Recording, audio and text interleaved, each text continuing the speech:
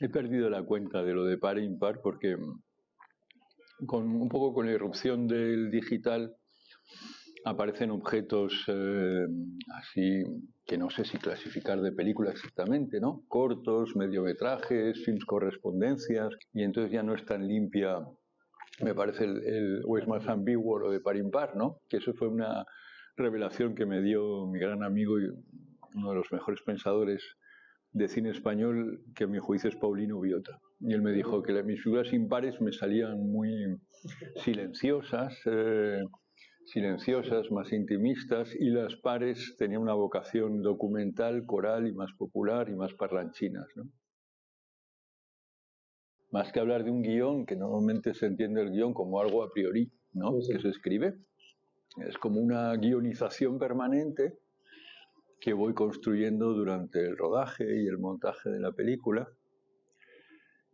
Entonces, para mí entra dentro de las que yo entiendo como documental, pero es verdad que en las películas documentales me gusta mucho aplicar aquellos conocimientos que he aprendido del cine de ficción, ¿no? Pues el trabajo del punto de vista, las elipsis, la planificación,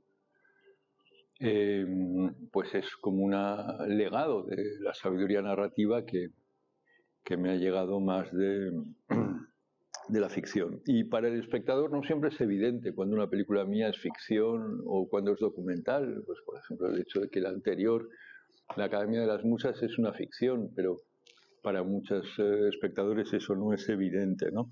Sin embargo, para mí es muy importante delimitar las reglas del juego, porque la libertad que puedes adoptar con los personajes cambia completamente si estás en una lógica documental o de ficción, ¿no?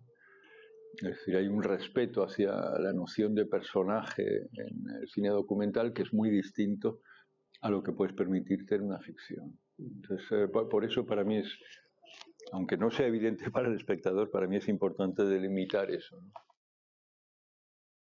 Es distinto, digamos que tienen en común el hecho de ser dos aproximaciones a dos paisajes urbanos de la misma ciudad, uno en el centro, otro en la periferia, pero lo que pedía cada una, en cada caso he tenido que buscar la forma más precisa, ¿no? Digamos que si en el barrio donde filmé En Construcción, el popularmente conocido en el siglo pasado como barrio chino, todo era mucho más evidente a pie de calle, más visible, vamos a decir. Paseando por ahí encontrabas muchos motivos, personajes, situaciones. En el caso del barrio de Vallbona, que ocupa esta última película, Historias del Buen Valle, eso no es así, todo está mucho más oculto. Había que indagar, es una película más introspectiva, participa más del punto de vista de una serie de personajes, ¿no? Casi de penetrar un poco en su intimidad e intentar ver a través de sus ojos, porque si no era así, no era capaz de ver ese barrio, ¿no? Efectivamente, así como en el caso de En Construcción, pues fue un encargo que parte de un máster de documental de creación en la Universidad Pompeu Fabra. Aquí el punto de partida es una petición de un espacio expositivo sobre barrios desfavorecidos de Barcelona, una exposición que tuvo lugar en el MACBA, y donde una serie de creadores de disciplinas muy distintas, esencialmente fotógrafos, pues nos solicitaron hacer un pequeño trabajo sobre alguno de los barrios desfavorecidos de Barcelona, ¿no? Y a mí me propusieron Vallbona. Llegué allí, empecé a indagar, a investigar, e hice una pequeña pieza de unos 11 minutos de duración, que la realicé en Super 8. La entregué, se expuso, pero yo sentí entonces el deseo de seguir profundizando en ese barrio, ¿no? De llevarlo más lejos. Y ahí nace, de ahí arranca la película, ¿no? Digamos que había algo muy estimulante para mí como cineasta, y es el hecho de que un barrio tan pequeño, tan humilde y desconocido, integrar a personas de tantas nacionalidades distintas, ¿no? Y tantas culturas e idiomas distintos. Y entonces me asistía un poco la ilusión o la ambición de intentar ver casi el mundo entero dentro de ese pequeño barrio. Claro, porque ahí está la clave más universal, ¿no? Lo humano es universal, trasciende lo que podía ser algo propiamente localista, de una realidad muy local y particular. Y a través de lo humano, pues es como se explica. De otra manera, es como siempre hago la ecuación entre paisaje urbano, paisaje humano, ¿no? Porque lo uno no se entiende sin lo otro. Es decir, me parecía que una aproximación documental al barrio de Vallbona exigía ese trabajo en parte introspectivo sobre una serie de personajes característicos del lugar, ¿no? Transformación. Y efectivamente es un barrio que ha quedado muy aislado de la ciudad, casi como si fuera una isla, de un lado por sus condicionantes geográficos, por la montaña, por el río, pero por otro lado, pues por todo el nudo de comunicaciones y autopistas que separan esta porción de tierra del resto, y por las vías férreas, ¿no? Y entonces es un barrio que desde sus orígenes, que fue pues la migración esencialmente andaluza, que fue llegando a partir de la posguerra en distintas oleadas, autoconstruyéndose sus propias casitas muy humildes, clandestinamente. No había ningún plan urbanístico en esa zona, ¿no? Bueno, es la historia de tantas periferias de nuestro país, ¿no? Que se han ido construyendo improvisadamente a través de los vecinos que han ido llegando y formando clanes familiares que espontáneamente han ido generando unas callecitas. Los más jóvenes no lo conocen, sin duda, esa historia de que esas casas podían ser destruidas si no estaban terminadas. Y se entendía que una de esas casitas estaba terminada cuando tenía el techo. Entonces la gran lucha que tenían esos vecinos era conseguir techar la humilde casita antes de que amaneciera, porque ya al amanecer pues podían venir los vigilantes y mandar derribarla si la casa no estaba habitada. Entonces, si estaba habitada ya con techo, no podían intervenir. Bueno, eso no sale en la película, porque yo filmo el presente, no el origen del pasado, pero ahí está, es fruto de esas olas emigratorias. Sí, me parecía interesante mostrar la propia fabricación de la película, ¿no? Yo empecé haciendo unas observaciones mudas en Super 8, en blanco y negro. La película empieza en los primeros minutos, vemos eso, luego entra la palabra y empiezo a hacer ese casting, esa convocatoria de casting, de la que también dejo pues unos pequeños retazos, ¿no? Porque de ese casting van a surgir los personajes que van a dar identidad al barrio. Y después pues hay una puesta en escena que se va haciendo cada vez más compleja a medida que avanza la película, ¿no? Digamos que me gusta mucho enseñar como los entresijos de cómo voy fabricando la película. Por imposiciones que me enfurecen, pero es así, de las instituciones. El Ministerio de Cultura no reconoce otra fórmula más que si aparece dirección, guión y esos términos, ¿no? Yo prefería poner otra cosa, porque el término dirección me parece que no he dirigido nada, si acaso he realizado, he compuesto, el término no es adecuado, pero son esos mimetismos absurdos, pues los administradores del ministerio y tal, para justificar los salarios han de reconocer esas palabras clave, ¿no? Hay una evolución, efectivamente, al ir viendo cómo la película se va transformando, como el propio barrio, ¿no? Que es un barrio también work in progress, que se va transformando, que va buscando su identidad. Y la película también, pues al principio son una serie de puestas en situaciones donde cabe la relación en los personajes hablando a cámara o dirigiéndose a cámara o a mí. Y poco a poco esa puesta en situación se va haciendo un poco más sofisticada, ¿no? Creo una serie de... En fin, estos son un poco secretos de oficio, Julio. Efectivamente, en la puesta en escena, pues un director dicta a sus actores lo que han de decir, cómo han de moverse, pautan las acciones, y esa no es la estrategia en mi película, ¿no? Mi película es crear, si acaso, una serie de condicionantes o de condiciones y un dispositivo del cine, de las cámaras, del sonido, esperando que se produzca algo interesante, ¿no? Que muchas veces yo pues espero algo y sin embargo lo que me dan me sorprende, es completamente distinto a lo que yo había previsto, ¿no? Y entonces estás readaptando y repensando la película a cada paso, porque aunque ellos no lo sepan, pues los personajes que yo filmo son co-guionistas y co-realizadores de la película, ¿no?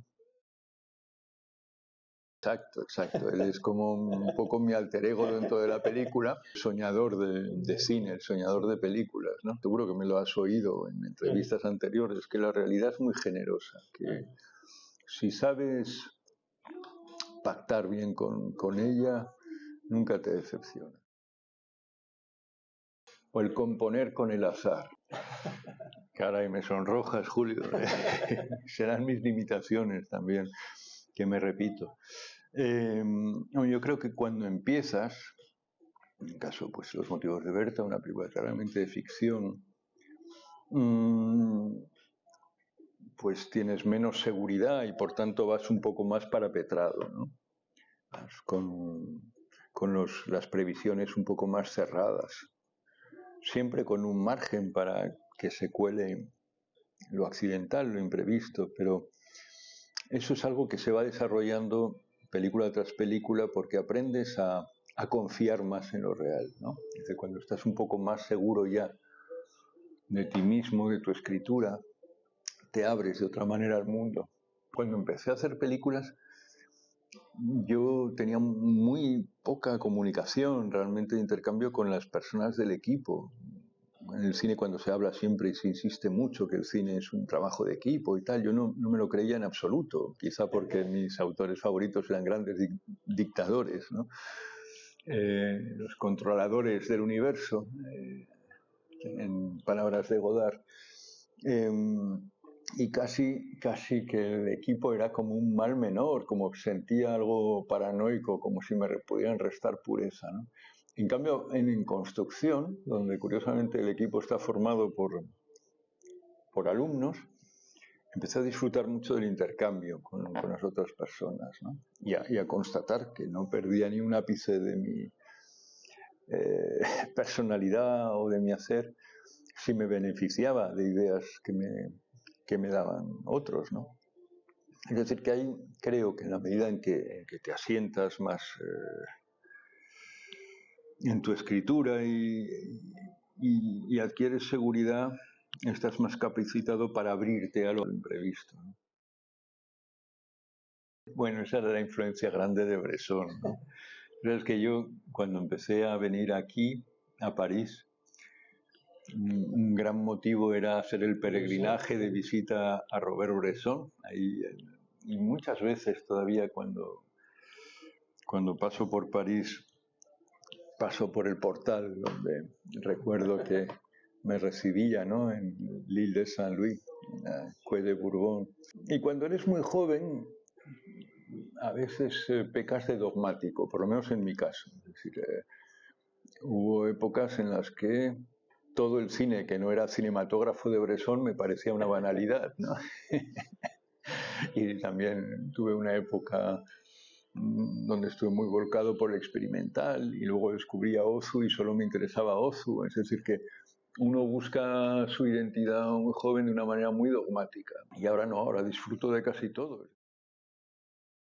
Cada vez he intentado que no obstruya mi mirada sobre la realidad. Es decir, que tienes razón, que es muy emblemático, es decir, estar filmando en Castilla y con el imaginario de las tierras ucranianas que filmaba Dovzhenko, ¿no? Hay algo un poco disparatado en eso. Entonces, claro, cuando empiezas también, todas tus influencias, tus amores están más presentes. Luego intentas deshacerte de esto para ver la realidad con una mirada más limpia, ¿no? Y quizá lo que te acompaña más son ciertas actitudes morales, ¿no? Más que paisajísticas o de reproducir imágenes o guiños cinéfilos. Esa idea de Renoir, por ejemplo, de cada uno tiene su razón. Yo me quedé sorprendido. De pronto hay un personaje que dice, porque uno le dice en catalán, cada uno tiene su razón, la razón es de todos y de ninguno. Y el otro dice, no, cada uno tiene su razón, la razón no. Cada uno tiene la suya. Y ahí, pues claro, dices, pero si eso es Renoir, ¿no? Y además, pues es como la actitud que intento mantener en mis últimas películas. Sin duda, pues mi mirada se ha nutrido de tanto cine, también de libros y de pintura, pero yo he intentado que la poética de la película me la dictara bastante el barrio, lo que encontraba en el barrio, ¿no? Y luego pues es inevitable, miras por el visor de la cámara una escena en el río con un picnic y tal, y evocas a Jean Renoir, pero nunca a priori dices, pues voy a hacer algo a lo Parti de Campagne o Le Déjeuner sur l'herbe de Renoir, o voy a hacer un guiño, no, sino que como personas que hemos visto mucho cine, pues nuestro diálogo entre la vida y el cine es constante, ¿no? Me gusta tener días de rodaje sin cámara, sino solo con sonido, ¿no? Y capturar el paisaje sonoro de los sitios, ¿no? Cómo suena un lugar. Es una experiencia que hago siempre que viajo también. Entonces cierro los ojos y escribo todos los elementos sonoros que me parecen característicos de un lugar. Entonces me gusta mucho tener un buen material de esos paisajes sonoros para luego en el montaje ir pudiendo trabajar con ellos, con los fondos, crear pues transiciones de una secuencia a otra, más abrupta, con cambios de esos paisajes sonoros o con transiciones suaves. Disfruto mucho en ese lado, digamos, de bricolage, ¿no? Del cine, que además con la tecnología actual pues te permite trabajarlo en casa, ¿no? En tu vida cotidiana, tomando el café, y te sientes como un escritor realmente, como un escritor. Tengo mi equipo en el escritorio viejo de madera, ahí mismo donde escribo, pues escribo también con imágenes y sonidos. Y el hecho de, además, de poder trabajar solo, te hace pensar de una manera mucho más libre, te permite la especulación. Digamos que si tienes un técnico al lado y has de ir a un laboratorio, siempre en el fondo te pesa el hecho de rentabilizar el tiempo de la otra persona que te ayuda. En cambio, si estás solo, te permites explorar cosas que tal vez no lleven a ninguna parte. Sí, esa película pues ha caído en manos de mala gente y entonces la tienen como secuestrada, ¿no? Por eso no la incluyen. Estaba prevista en la Cinémathèque de París, con el problema que ha habido de esa plaga de chinches que nos han cerrado la casa de Langlois durante un largo mes, pues entonces se ha tenido que trasladar en el cine. Y entonces para el cine, fuera de la Filmoteca, no creo que no han conseguido los derechos, ¿no? Y casi que es una isla como Innisfree, ¿no? Innisfree significa isla libre. Y Vallbona no deja de ser una isla de alguna manera segmentada de Barcelona por los trenes y las autopistas. Pues me encanta escucharte, Julio, porque además me haces tomar conciencia de cosas. A mí me gusta mucho pensar y especular sobre las películas de otros, pero para nada sobre las propias. Pienso que un exceso de conciencia teórica sobre el trabajo de uno mismo provoca un efecto inmovilizador. La gente que se quedó en la sala, porque también había muchísima gente que se fue, ¿no? Es una de mis películas más radicales.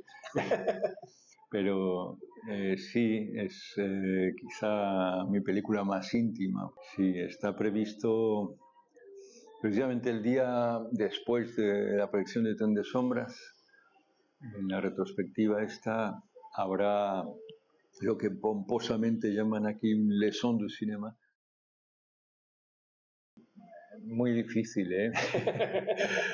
No sé si se ciñe al género femenino. En cualquier caso, sí tengo conciencia de que yo no sé filmar al enemigo, ¿no? Y que para mí filmar es crear un vínculo de afecto con las personas a las que filmo, ¿no?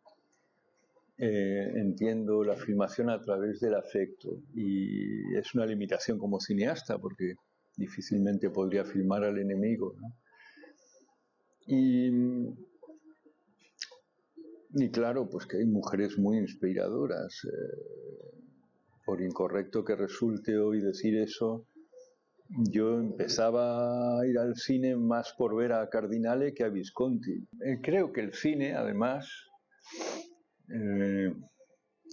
está muy vinculado al deseo. Vi una película y reconocí el nombre de Visconti y decía, este es el que filmaba Cardinale, aunque no estaba Cardinale, ¿no? Y Zurlini era el que filmaba en La chica de la maleta, que la vi varias veces. Cada vez me interesa más el cine como un arte del retrato, de extraer algo a través del gesto, de la mirada, de algo valioso de la persona. Bueno, yo nunca me he sentado en una fórmula, ¿no? Me gusta mucho en cada película abrirme a una experiencia nueva, a un terreno de experimentación. Es curioso, pues, porque los cineastas que quizá más admiro, Ozu, Ford, etcétera, eran muy de su troupe cerrada y de un tema que van desarrollando siempre como... y yo no siento en absoluto haber llegado a esta madurez que me permitiría sentarme en un estilo, en un formato, sino que de una película a otra experimento cosas nuevas, ¿no? Y entonces esta es una película que sobre todo está poblada por muchísimos rostros de mujeres anónimas, ¿no? Porque es la búsqueda de un rostro. Y ahí quería confrontar la mirada de un soñador, llamémoslo, que busca una imagen y quería confrontarla con la realidad casi documental de una ciudad que sigue su transcurso, que tiene su vida, con independencia de ese fantasma que es una mujer que se llama Silvia, que nunca llega a aparecer en imagen, ¿no? Y ahí me hubiera gustado desarrollar un poco más ese lado más objetivo, más documental de la ciudad, para hacer más evidente esa confrontación de esas dos miradas, la mirada más documental, objetiva sobre una ciudad, y la apropiación de ese espacio urbano como poblado por un fantasma, ¿no? Eso es lo que, como tú dices, me picó para ese deseo. Claro que sí, yo le hice dibujar. Ya estaba la duda de si habría que doblarle o no para los dibujos. Digamos que en esos esbozos hay una búsqueda también, ¿no? Es una búsqueda. Tiene el sentido de una búsqueda. Bueno, es que eso era sobre todo en un ámbito museístico, ¿eh? Eso fue un encargo del Centro de Cultura Contemporánea de Barcelona, que inauguró unas correspondencias cinematográficas. La primera fue de Víctor Erice con Abbas Kiarostami, ¿no? Y la segunda, pues me propusieron a mí, y entonces hicimos ese intercambio de pequeñas cartas filmadas con Jonas Mekas, ¿no?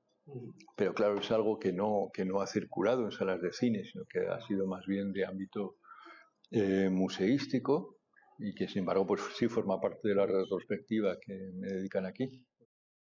Digo siempre que lo que tú decías, es mejor la calidad que la cantidad. Sí. Es mejor que lo vean dos personas de calidad que 5 Sí, pero si conseguimos 5 de calidad estaría bien. Yo creo que vas a conseguir más. Jean Renoir ponía el ejemplo de una buena botella de vino, ¿no?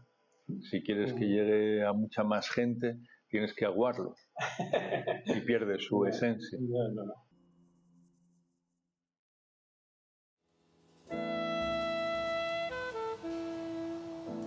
Valbonal en sí es una isla que está separada por una vía del tren, ¿no? Por un río y luego por una carretera y puentes. No quiero que cambien tanto el barrio. A mí me gustaba tal y como era, pero venga, por culpa del tren. En aquel monte, ahí termina la ciudad. I això és l'últim espai ecològic que queda a Barcelona ciutat, s'han enamorat d'això. Això ara és com una pubilla. I al ser com una pubilla, se la van apropiar perquè són senyors. Hacíamos las casas casi de noche, porque si no venían y te tiraban la casa. Como todas estas casas se hacían sin permisos y nada, después ya vino la autopista. Ya la autopista lo destrozó todo. Sí. Que ese barrio tiene su historia, ¿eh? Derrumbaron las casitas y para hacer, ¿sabes qué? Para hacer esos edificios.